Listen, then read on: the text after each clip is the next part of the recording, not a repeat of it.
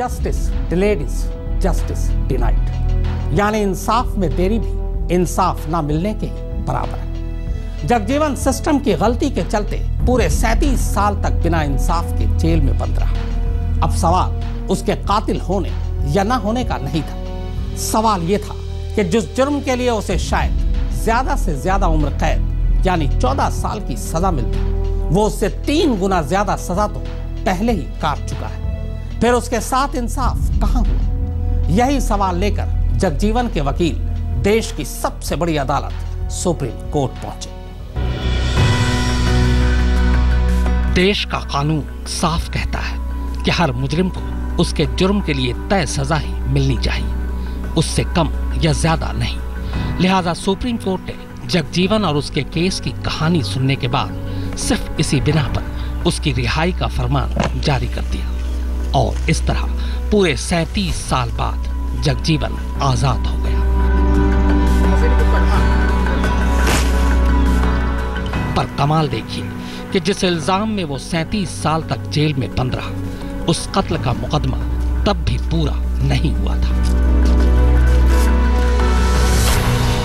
1.5 साल के बच्चा रहा बेटा, तो वो जेल चला गया तो मेरा पहाड़ टूट गया है। तो मैं क्या करी, मैं मेहनत मजदूरी किया, जी आया पाला, 1 ग्राम है दवाई पानी कराई, फिर मेहनत मजदूरी करके शादी ब्याह किया। हालांकि जगजीवन को जेल से आजाद हुए अब 8 साल हो चुके हैं। जब वो जेल गया था तब 28 साल का था, जब रिहा हुआ तो 65 साल का, और अब जगजीवन की उम्र 73 साल हो चुकी है। मगर 37 साल के उस नासूर ने जगजीवन के दिलो दिमाग पर ऐसा असर डाला कि जेल से बाहर आते ही वो खामोश हो गया। उसकी आवाज लगभग गुम सी हो गई।